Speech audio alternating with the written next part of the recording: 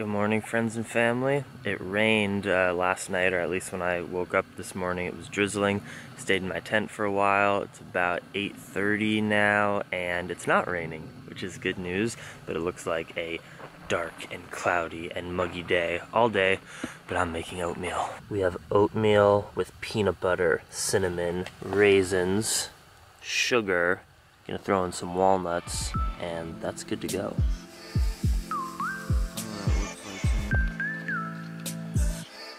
So this afternoon I'll be crossing the border into Canada, into the Yukon territory, and this is the first of hopefully many country crossings. If you're new to the vlog, if you just came into the Plantriotic fam, welcome, glad to have you, hope you're enjoying the vlogs.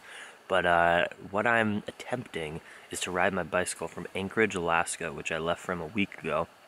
I'm now about 400 miles deep into that journey away from Anchorage, and my end destination is to go through all of Central and South America. But I'm breaking it up into little segments because it's really hard to mentally even grasp such a long trip over 10,000 miles on a bicycle. So it's really like this first section is Anchorage to Los Angeles, which will take me like 70 days or 80 days or something like that. And then once I get to California, hopefully I'm still in good spirits, loving the bike trip lifestyle like I am right now, and we'll continue into Mexico. I wonder if like the culture in Canada is going to be different up here, because obviously Canadian culture is different. They're just nicer people. They have the kind of Midwest but really Canadian accent.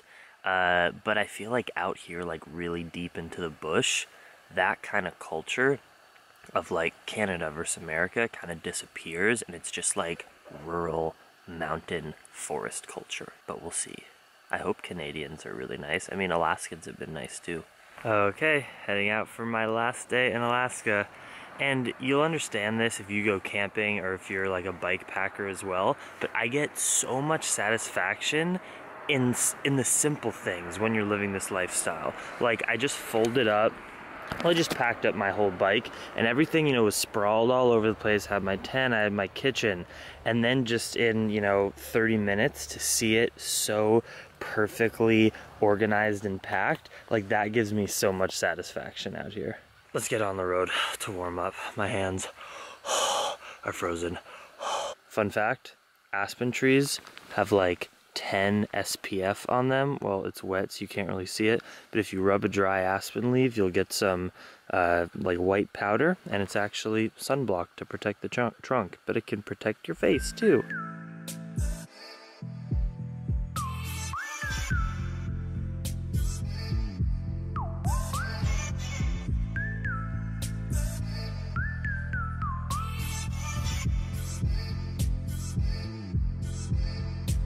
Hey, 3 miles in for the day and I got another flat tire on the back.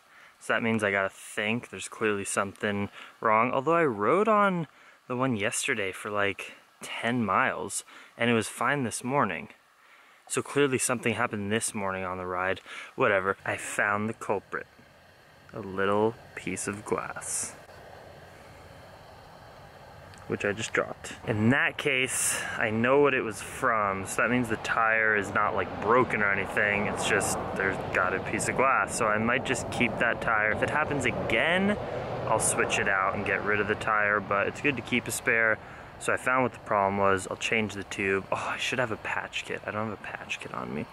Getting oil all over the place.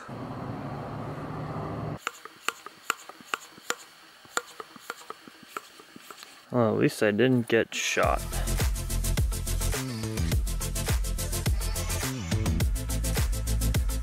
I've only shot 2 like real guns that could actually kill something before.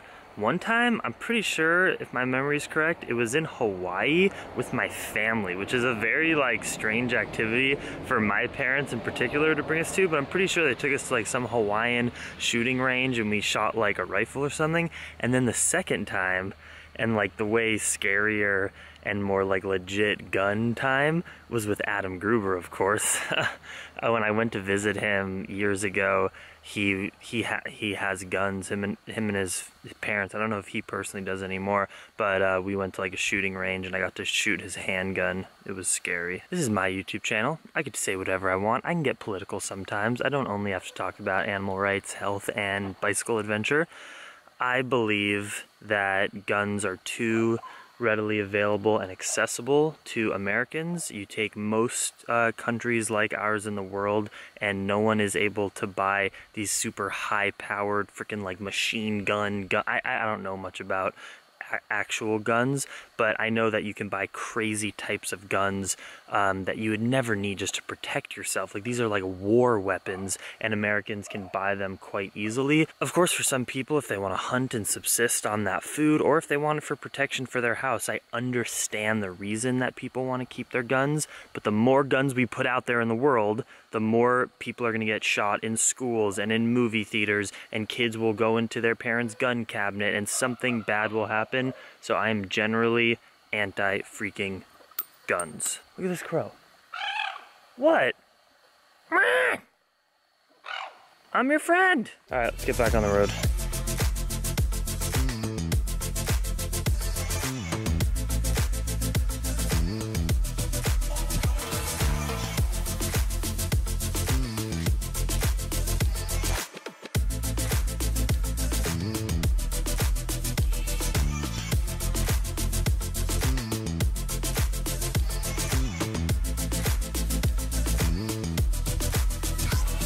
Taking a Dayton fig break. Oh my gosh, and my camera's running low. Wait, I have another battery charged. But what is definitely running low that I do not have refuel of is water. It's like up to here, and that's the only water I have.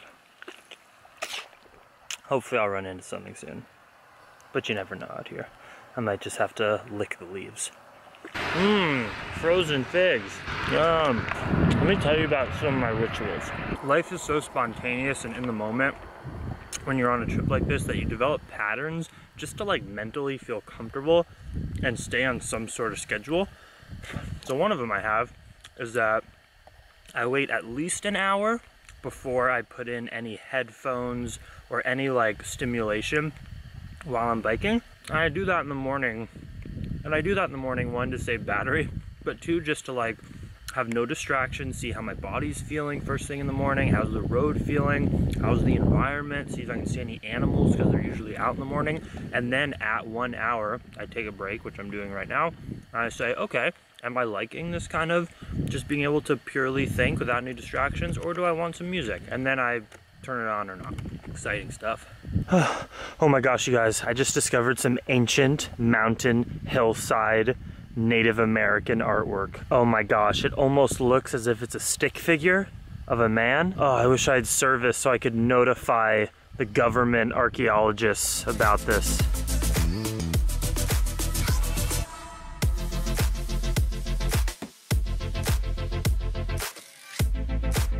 Well, finally found a like national park or wildlife little office here. It's actually pretty cool inside. I'll show you in there. And they gave me water, and look at my view, which I have while I eat my sandwich. Whoa, there's grass on the roof of that. That's really cool.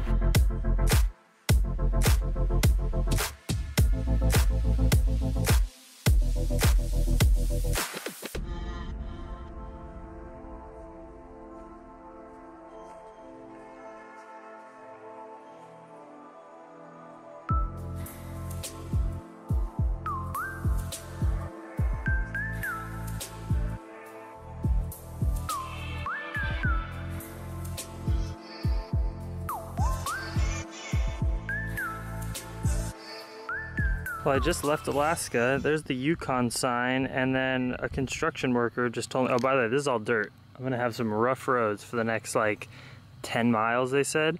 And the Canada like customs isn't till like Beaver Creek, where I'm sleeping tonight, but I'm technically in Canada. All right, it's getting real. I'm pretty sure I see a bear up ahead. So I stopped, and then this construction guy went by, and I like pointed, then he stopped, and now he's backing up towards me.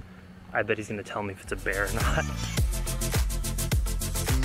Here at Canadian Customs. Good thing I haven't lost this. And yeah, it was a bear. It was a mom and her 2 cubs. It was a perfect sighting. I was like 100 yards away. They didn't even notice me. They were hanging out in the shrubbery. They crossed the road, so I like totally saw them, and then they went into the forest. That was amazing. All right, gotta go through immigration. Made it, got the Canadian flag back there, found a little lodge that gave me Wi-Fi, there's a microwave, I'm charging everything. Still don't have a place to sleep, but this town, it looks like I can pretty much go off in the woods anywhere. Low-key, there are bears within 2 miles of me, but that's okay. My trips are usually blessed. I'm gonna have dinner here, do some editing, life is good.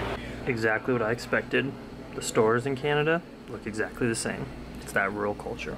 All right, I got some microwave rice. It is delicious, brown rice, and some beans, nooch, curry powder. Trying to upload vlogs, guys, but this internet is so slow. I'm not gonna be able to get something up tonight, but I'm trying, I'm doing my best. Still don't know where I'm gonna sleep tonight, but this place seems like it has many options. I know you are different. Where is your sister? Busting out Instagram so people know I'm alive. The nice dude that works here just gave me this bun for free. I read the ingredients. It's vegan. That's awesome. Alright, I gotta go find a place to sleep. I did what I do best. Go talk to strangers and just be open with my heart and not be afraid. And I convinced a dude, well, there wasn't much convincing. He just said yes for me to camp in his backyard, so that's awesome, nice and safe. Although there are bears within a mile or 2 radius of here, but at least I'm in someone's backyard. And this place, which is awesome with internet, opens at 7 again, so I'm just literally gonna go across the street to this guy's house, set up my tent, go to bed, come back here in the morning, and bust out some work for like 2 or 3 hours before riding. It's crazy, like I'm in a tiny town right here for most standards, but because it's an actual town versus where I sleep most of the time, which is just in the woods, this is like luxury life, luxury camping life. You appreciate the little things when you travel. I'm so much grateful for every little thing. When life is easy in a city, not that that's bad, I've lived in places like that too, and it's all just as good. There's different benefits to everything, but you really live in pure gratitude and feel like your life is blessed when you put struggle like this. Of course, struggle is relative. I have such a privileged life, but you know, just being out camping and refusing to pay to sleep just because it's fun, you appreciate things when people offer their love and support, and people do that all over the world. It's amazing. I'm going to bed. Happy to be in Canada. That's a huge milestone, and tomorrow I hit the 500-mile mark of my trip, of my over 10,000-mile journey. This is freaking awesome. I love it. Much love. Dream Extreme. I'm gonna go take the stallion to bed, let that thing rest, let my legs rest, and we'll be back right here in like 8 or 9 hours. Peace.